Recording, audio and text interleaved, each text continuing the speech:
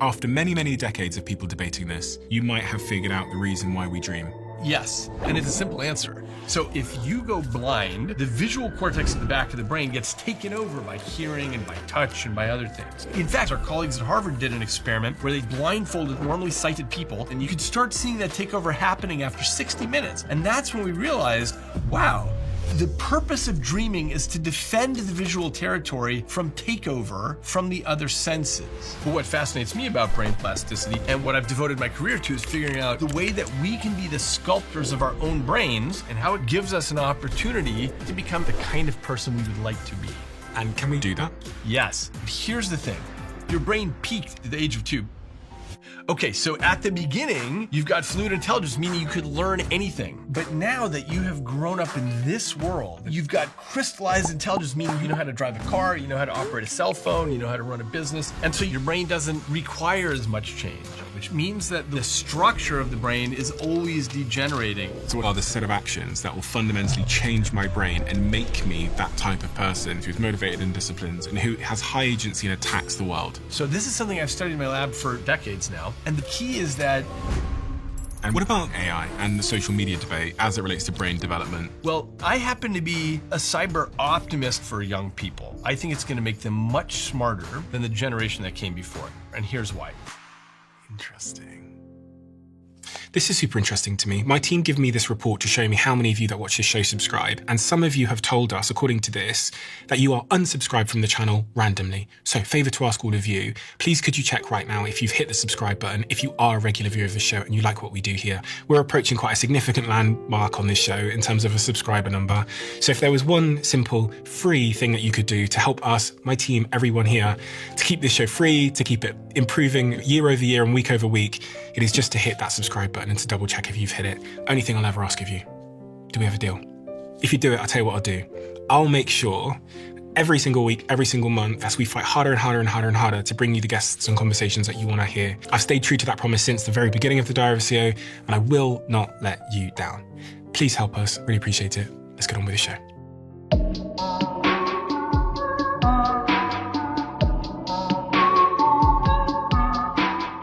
Dr. David Eagleman, what made you so fascinated about the brain, and why should everybody listening be fascinated about the brain as well? Here's what I think it is. When I was 8 years old, I fell off of the roof of a house that was under construction, and I fell 12 feet and broke my nose on the floor below. But the whole thing seemed to take a long time. I did the calculation and figured out that it only took 0.6 of a second to get from the top to the bottom. And I couldn't figure out why it seemed to have taken so long. So I think that got me really interested in perception and the machinery by which we view the world and take it in, and what is actually real versus what's a construction of the brain. And that's what I've devoted my career to, is figuring out how the brain, which is locked inside the skull, it's about 3 pounds, how it constructs this model of the world and which things we can take as reality and which things we shouldn't. I think most people don't even know there's a brain there almost. It sounds like a strange thing to say, but we've never really, most of us haven't really seen our own brains at all. We've never been able to touch our own brains at all. So it's easy to fall into the trap of thinking that everything I experience is true and is reality. So I'm wondering how a deeper understanding of all this stuff can help me live a better life. Yeah. One of the things that I started writing about years ago is that I think we often think of ourselves as individuals, meaning not divisible into other things, but really you are a team of rivals. You've got all these neural networks that have different drives, making different suggestions to you. What's a neural network? So in the brain, you've got 86 billion cells called neurons, and these are communicating with each other at a blindingly fast rate. Many of these cells are hooked up in networks. So they're, this guy's talking to this guy, and they're all in particular networks. The thing is, you can actually get competing networks. So for example, Stephen, if I drop some chocolate chip cookies in front of you, part of your brain wants to eat it. It's a good energy source. Part of your brain says, don't eat it, I'll gain weight. Part of you says, okay, I'll eat one, but I'll go to the gym tonight. The point is, you are arguing with yourself. You are conflicted.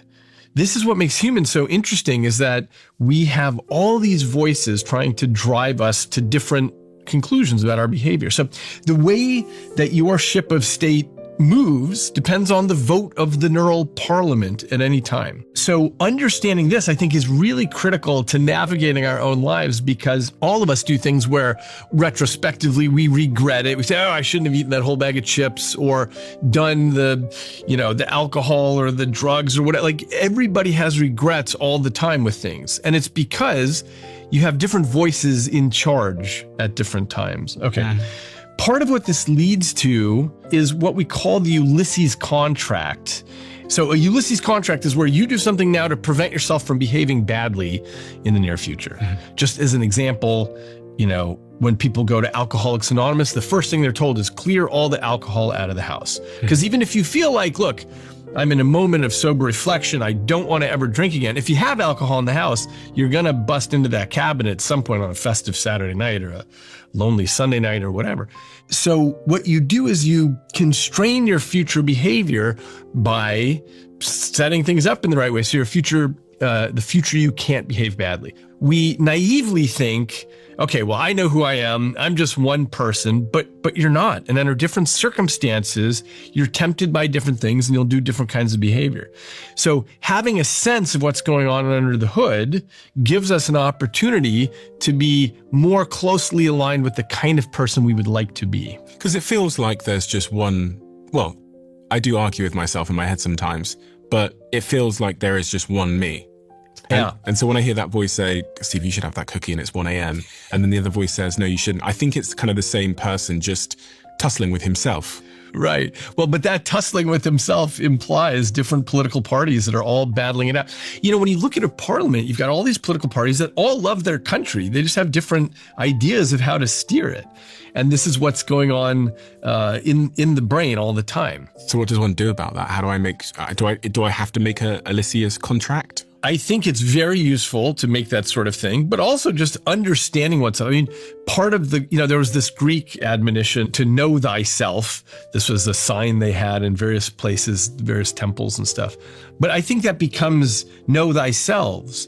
And the better we know ourselves, the more we can get rid of the illusion that we are one person, because all any of us need to do is look back on our behavior to say, oh yeah, in some circumstances I would do that. Other circumstances I think it's a terrible idea. So this is all to the goal of understanding who you are.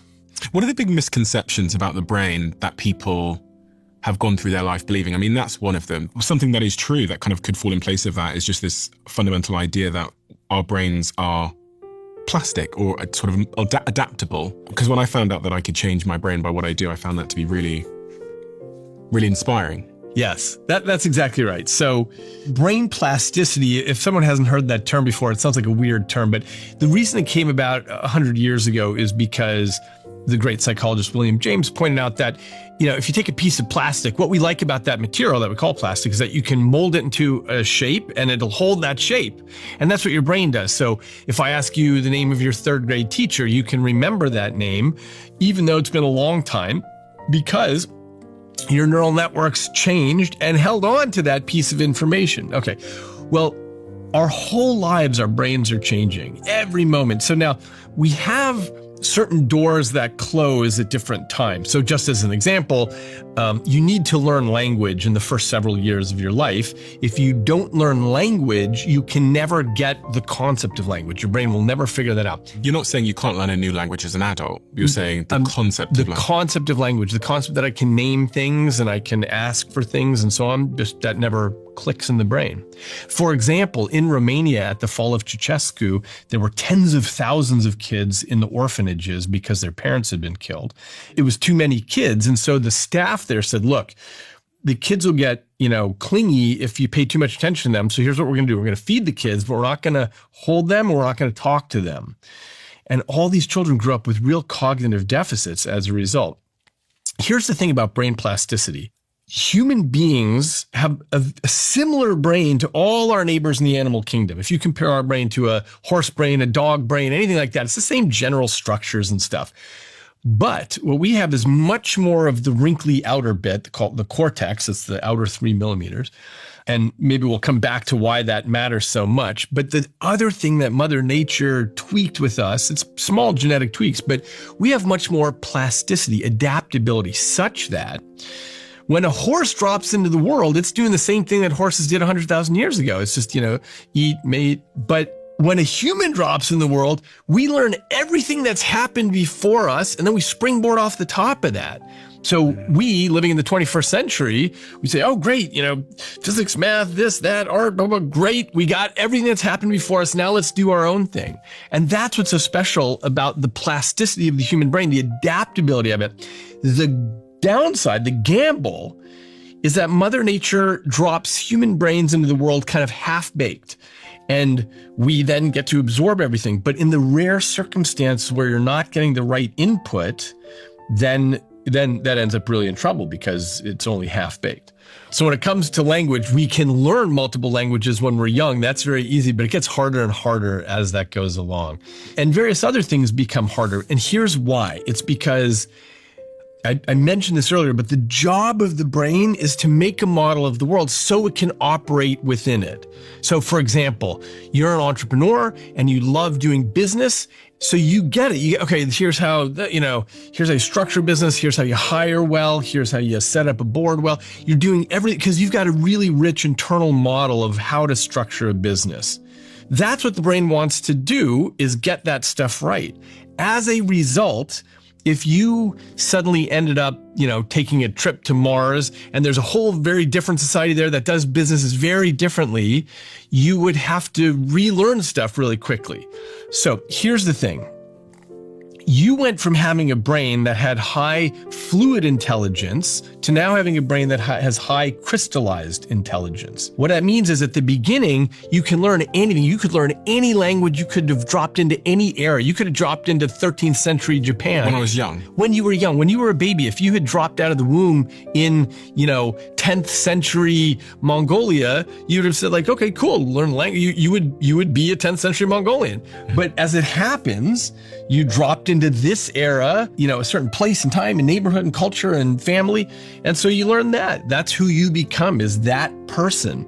We often think that plasticity diminishes as you age, but it's not simply that it's diminishing. It's that you are getting the right answers about how to operate in the world. And so you don't have to change as much. Your brain doesn't require as much change. What if I want to change? Yes. So it turns out you still can change. That's the key, is that the reason brains change less and less is because they don't have to.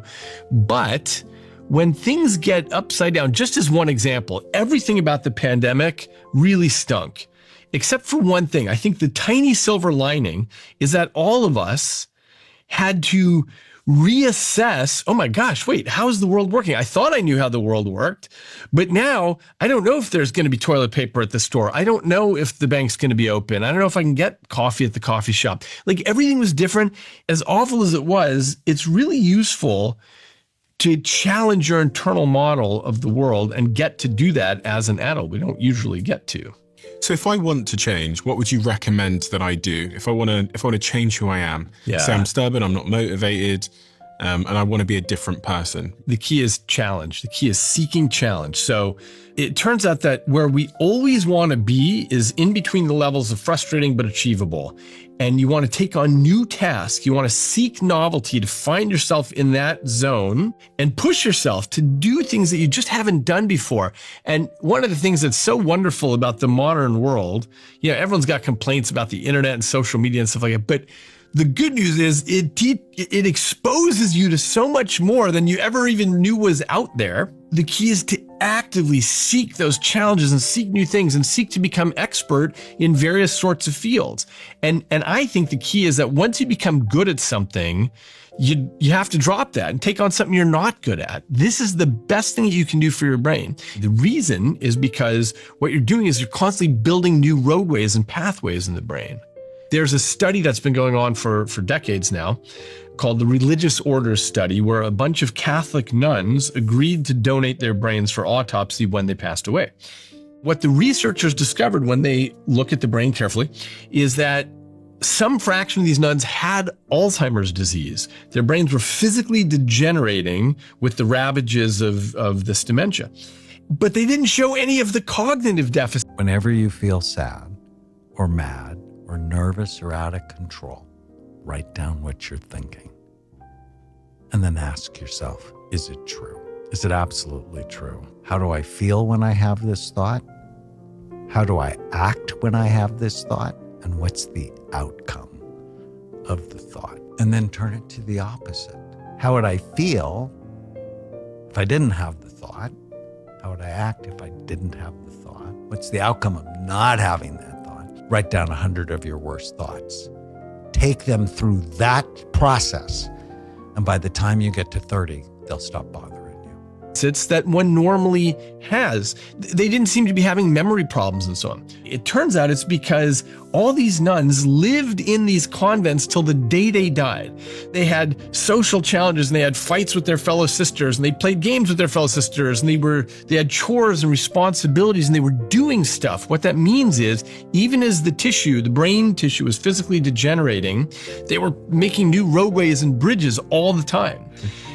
And so that's what kept them cognitively healthy. We call that cognitive reserve. Contrast this with people who retire at 65 and they go home and they watch television and their social circles shrink and so on.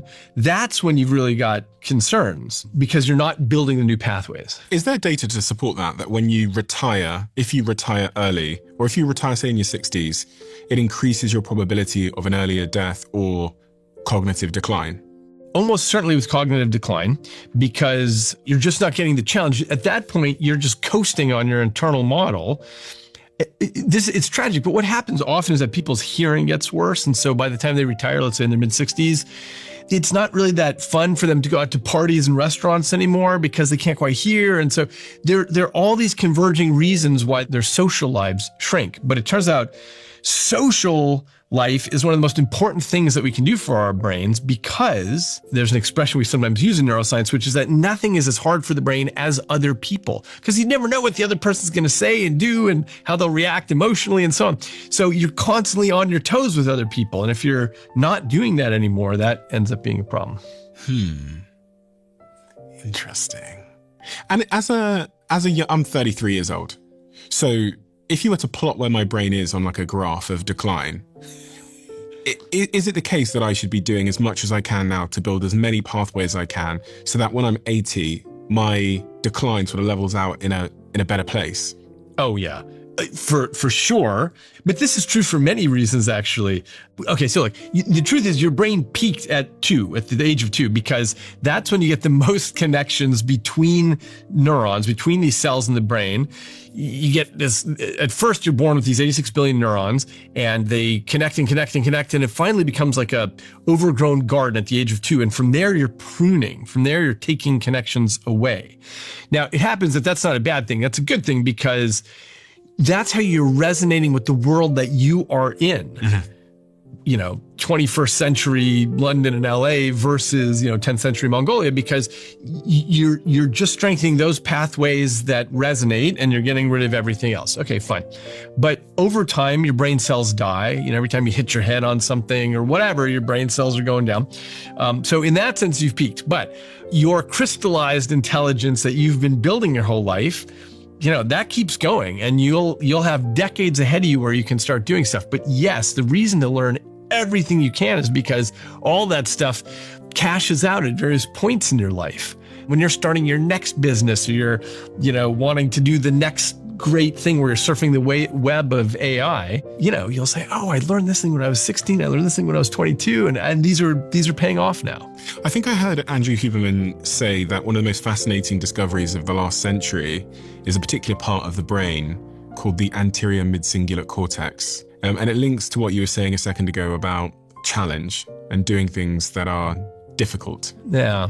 It turns out that area of the brain is involved and other networks as well, because when you're doing something new and challenging and difficult, you have stress and anxiety. Your whole brain is active. Let's say I measured your brain, even with something like EEG, electroencephalography. That's where I stick electrodes on the outside. Let's say I measure your brain and my brain. We're doing something that, let's say you're an expert at. What's something you're really good at? Juggling? I don't know. Some physics. Let's go for juggling. Okay. Let's say you're an expert juggler. Say I've never juggled. Okay. If we're both juggling, you're going to be much better than I am. But your brain will be less active. You won't have as much activity in your brain. My brain is on fire with activity because why? I'm trying to figure out, okay, where do I put my hand? How do I throw this? And blah, blah, blah. So when I'm a novice at something, my brain is using much more activity, not just the anterior main cingulate, but tons of activity all over because I'm trying to figure out the rules. I'm trying to figure out what's going on. You as an expert, you got it. You don't need to burn much activity. This is what the brain's goal is to say, hey, once I've practiced something a lot, once I get something about the world, I'm going to burn it deeper and deeper into the circuitry so I don't have to burn a lot of energy on it. On this part of the brain, the anterior mid-cingulate cortex, Andrew Huberman was saying it's larger in people that do things that they basically don't want to do, hard things. If you spend your life doing things you don't want to do, then it happens to be bigger. And so people have now thought of this part of the brain almost like the willpower muscle. Because for some reason, those that are doing hard things have bigger ones and those that are not have smaller ones. I mean, it wouldn't be so much the willpower muscle, it would be some indication retrospectively of how hard you have worked. Look, the fact is you can see changes in brain size with lots of things. I'll give you an example. If you are a pianist, if you play piano, then we can actually see physical changes in your motor cortex. This is the part of the brain essentially underneath where you would wear headphones. For those who are looking visually, it's this red part here. You actually get a bigger loop of tissue here than you do in a normal brain. Why? Because you're doing so much fine motor activity with your fingers, with both hands. Okay. In contrast, if you're a violinist, you're only really doing that kind of detailed activity with one hand, and the other hand's just bowing. And so you only get that activity here in one half of the brain for violinists. So I can look at a brain and tell, hey, is the person a pianist or a violinist or neither? I can tell just by looking at the visual cortex because you see changes in the brain based on what you do. For example, jugglers, people who play music, even you can tell this with medical students who study for final exams, you actually see changes in the distribution of their cortex. Why would it be getting bigger? The reason is the brain's devoting more real estate to that. In this case, let's say we're talking about fingers on a piano or a violin. The brain is devoting more, there's more relevance to that. And so more real estate. So that you can do it better in the future? Exactly. The key about the cortex, this wrinkly outer part, is that it is a one-trick pony. This is often overlooked because even this brain that I'm holding here is color-coded so that we think, oh, okay, that's clearly labeled this, that's clearly labeled that, and so on.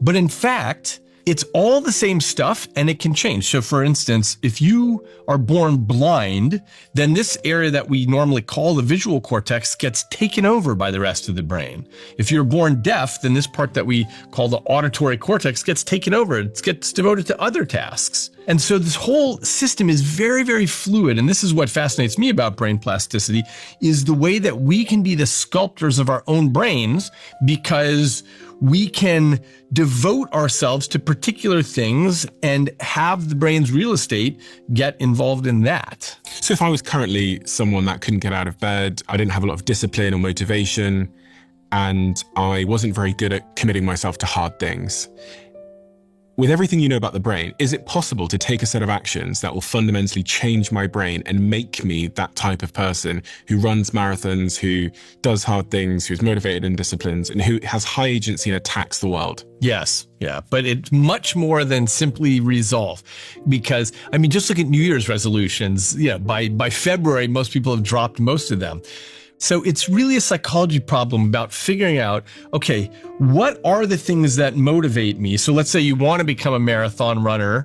You've got that distant dream. You figure out like what actually motivates me in the short term? Who am I trying to impress? What am I trying to accomplish in my life?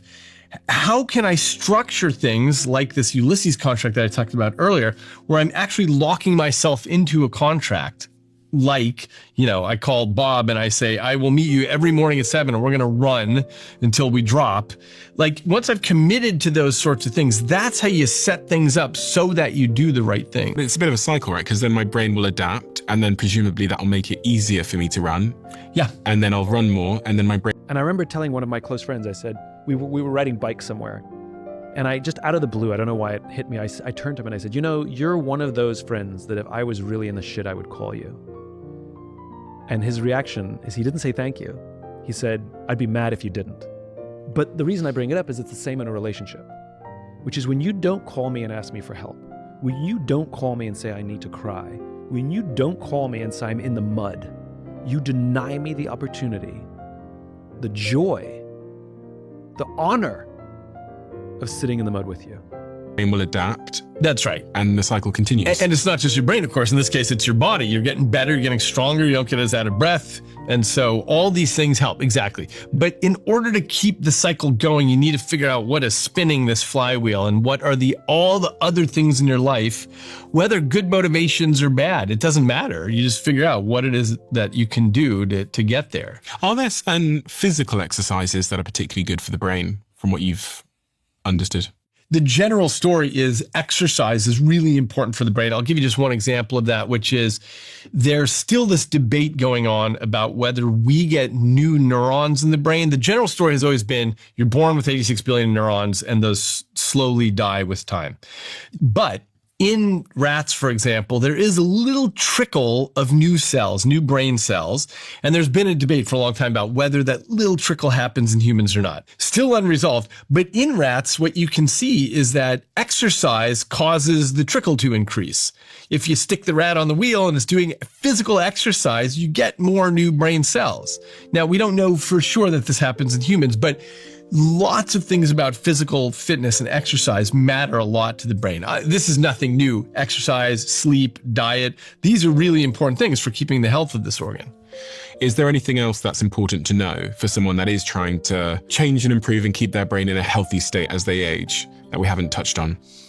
There is something that all of us are thinking about, which is about social media and the internet in general. I do think one of the interesting things about the internet and social media is that if we were growing up in a village 500 years ago, you just know the people in the village and what they can do and so on. But let's say no one in the village was an entrepreneur or a neuroscientist. And so we can't even picture that as a thing. We don't know anything about that. One thing that the internet has done for kids growing up in the digital age is that you get a lot more exposure to things. You have so much more exposure. And I actually think this is one of the positive things that I would say about social media is that you not only get exposure, wow, that kind of thing is possible and that kind of thing is possible, but you also have people teaching you how to get there. They say like, hey, I'm a fitness influencer and I'm going to show you exactly how to do the thing. Or, you say, hey, here's exactly how you start a business. Or I say, hey, here's the route that you go through undergrad and grad school to become a neuroscientist. And that's great. I mean, there's so much more of a talent window now that everyone gets exposed to. So I think that makes a better brain. What are we doing to our children that you think we probably shouldn't be doing as it relates to brain development? Here's the thing that's really important about this debate is that nobody really knows, and I'll tell you why. It's because to do anything in science, when you're saying something about a group, you need to have a control group that you're comparing against.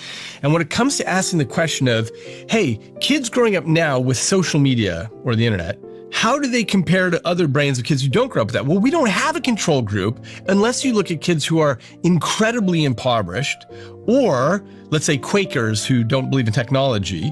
And with both those groups, there's 100 other important differences. So you can't just say, oh, look, I'm comparing to this kid who grew up without food and I'm going to say there's this difference. Who the heck knows why the difference is there?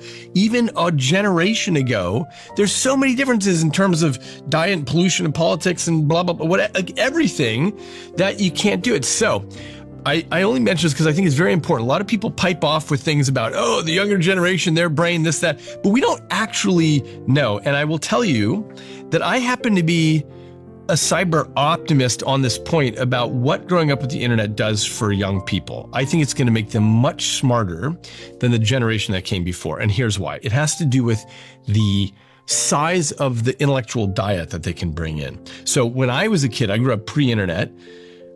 I wanted to know stuff, so my mom would drive me to the library, which was 25 minutes away, and I would pick up the Encyclopedia Britannica, and I would flip through it and hope they had an article about the thing that I wanted to know about.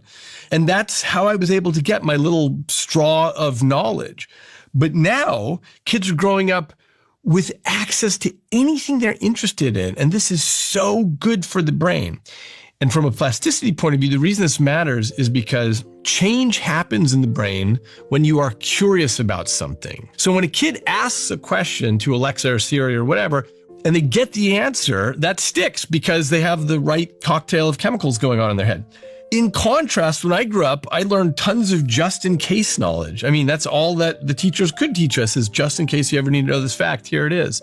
But kids are in a really great situation now. So there are pros and cons to all this stuff, but I think I'm very optimistic about what this means for the warehouse of knowledge that kids can build up now. And by the way, I saw an interview with Isaac Asimov in 1988. He was the great science fiction writer who wrote Foundation and so many other books. And he was saying on the show in 1988, he said, look, I envision a day when there will be one central supercomputer and every house will have a cable running to that supercomputer. And you can ask any question you want and it knows the entirety of humankind's knowledge on that computer.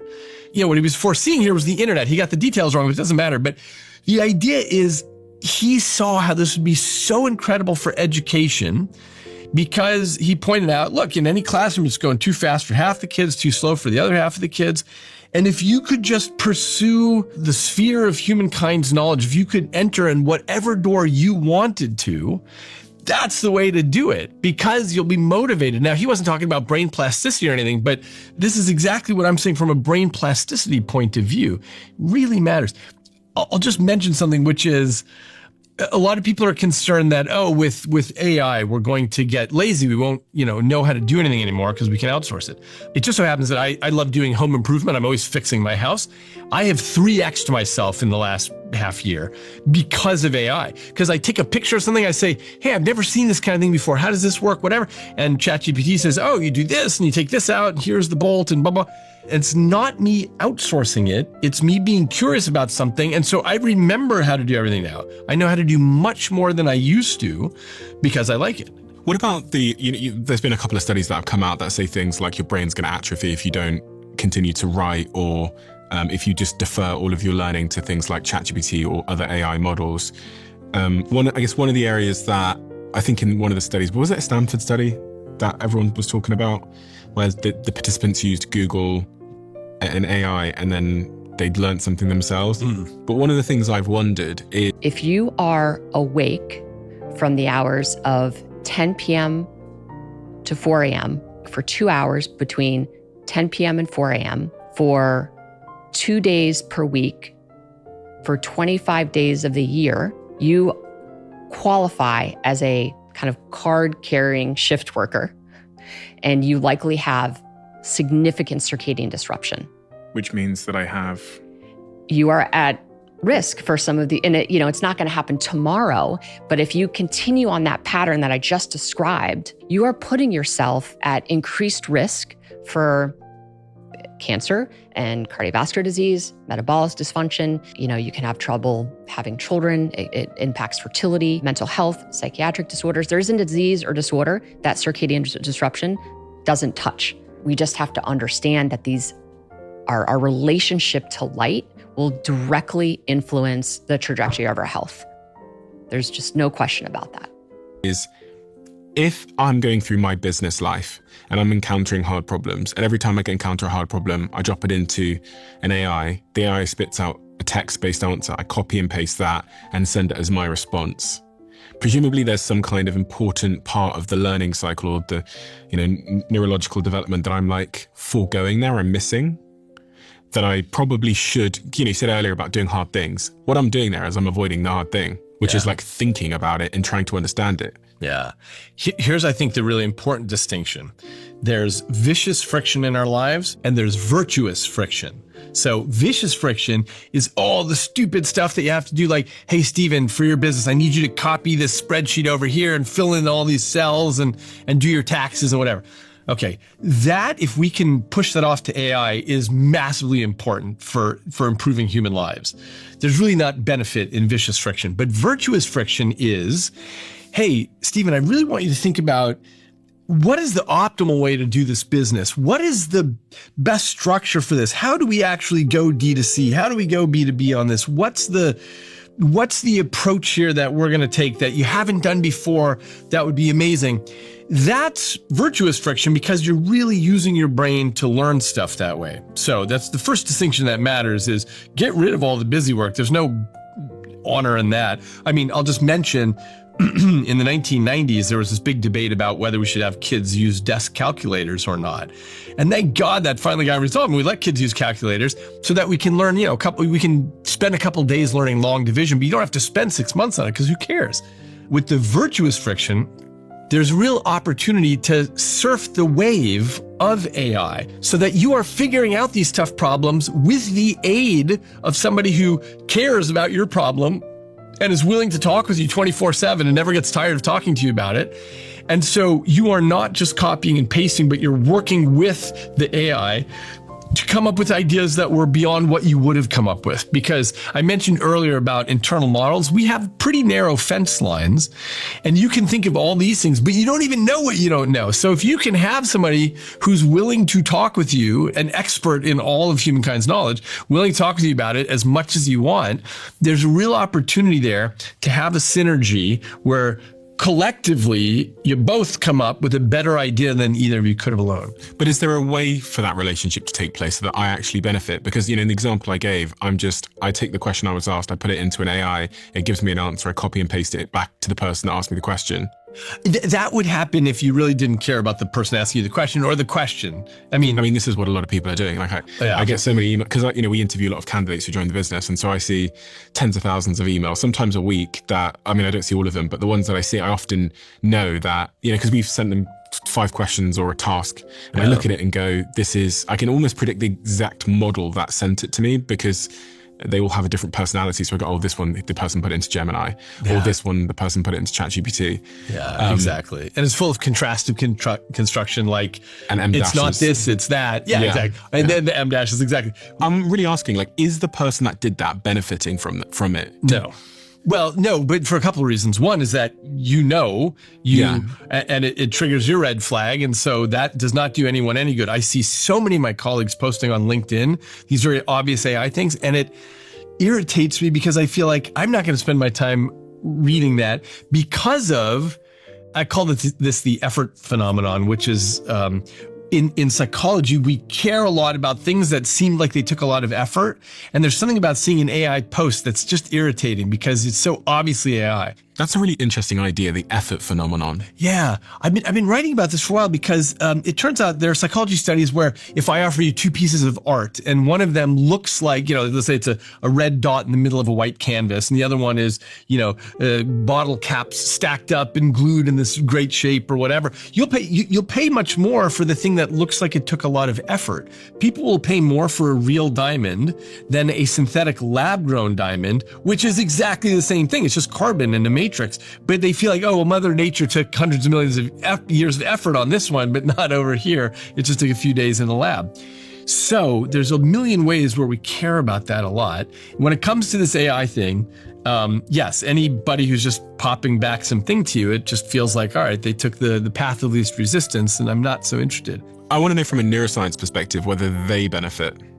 Presumably they don't benefit too much either.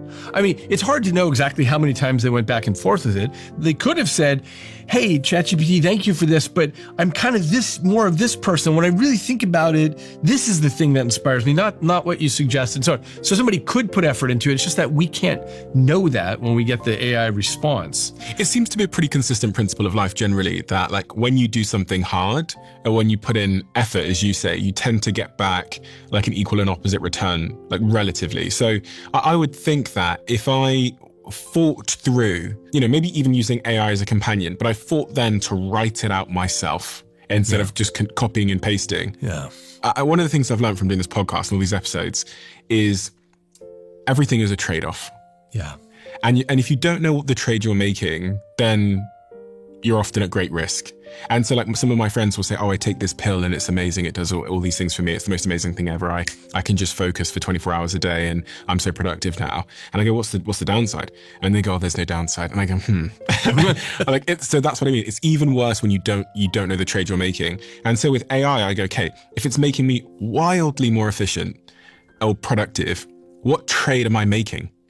I think understanding this, it's probably not 2 categories, but a spectrum from vicious friction to virtuous friction, but really paying attention to what is virtuous friction, what would make me a better person if I actually put the effort into this. That matters a lot. And I will say, for us as professors, for you looking for job candidates, we need to change how we're asking the questions. If we just say, hey, answer these 5 questions, of course, everyone's going to use it. For example, in my classes at Stanford, I don't have people turn in a final paper anymore. That was from previous life, before AI. Now I have them do projects as their final thing, where they're running an experiment on something. And of course, they use AI to help them generate some of the issues, but they have to deal with other people and look at the data and figure out what's wrong and that kind of stuff. I worry that it's getting into the age of, the whole calculator thing you said, where maybe actually it is now you need to assess them on their ability to use the AI, not to succeed without it. Yeah, agreed.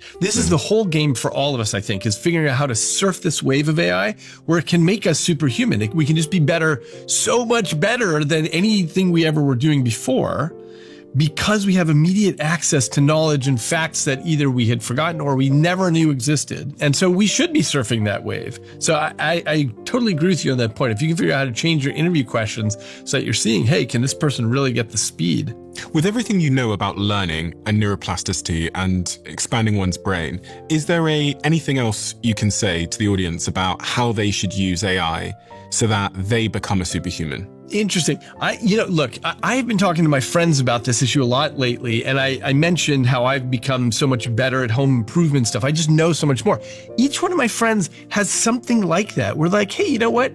I'd actually gotten so much better at this super random thing that I never even thought I never thought about it explicitly, but because I'm always asking AI questions about that and it's giving me the answers, it's not simply that it gives me the answers and I forget it. It gives me the answers and I remember it. I become better and better because it's like the way that Alexander the Great had Aristotle as his tutor and could ask him anything and learn great stuff from him. We've all got Aristotle in our pocket now, and we can become better at the things that we want to do, the things that resonate with us for whatever reason. If everyone's got Aristotle in their pocket, how does one create an edge?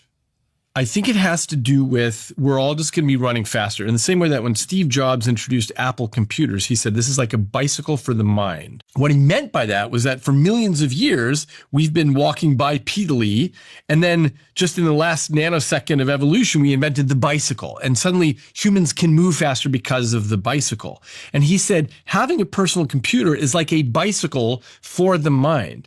And I think of AI now as like a motorcycle for the mind. It allows us to move so much faster. So now it's a motorcycle race, and there will be people who are much faster than other people because they're really using that optimally. And that's what I mean. It's like, how do I create an edge versus whoever I'm competing with in whatever industry I'm in? Well, for sure, the people who are just copying and pasting the AI slop, that'll be easy to beat that crowd.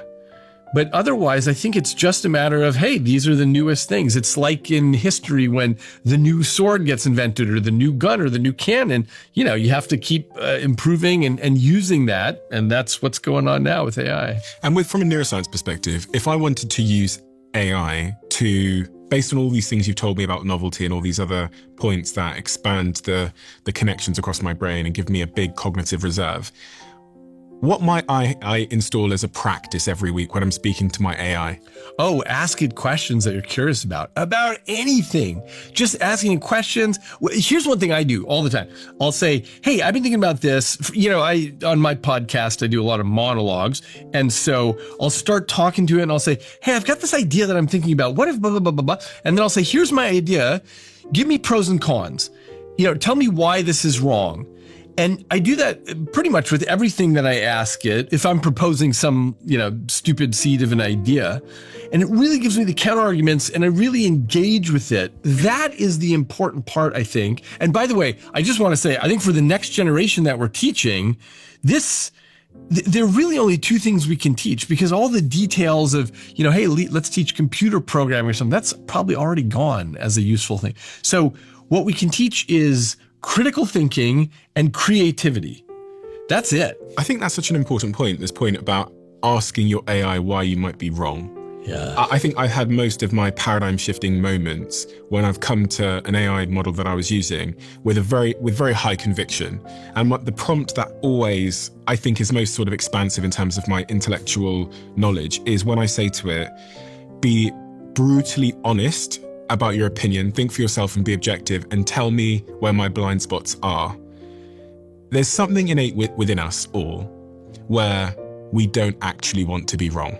We often, I think, as a natural reflex, and this is why people get really sort of trapped in echo chambers of political opinion. And, Leon Festinger talked about this idea of cognitive dissonance, when something you believe contrasts with new information and how it makes you feel uncomfortable.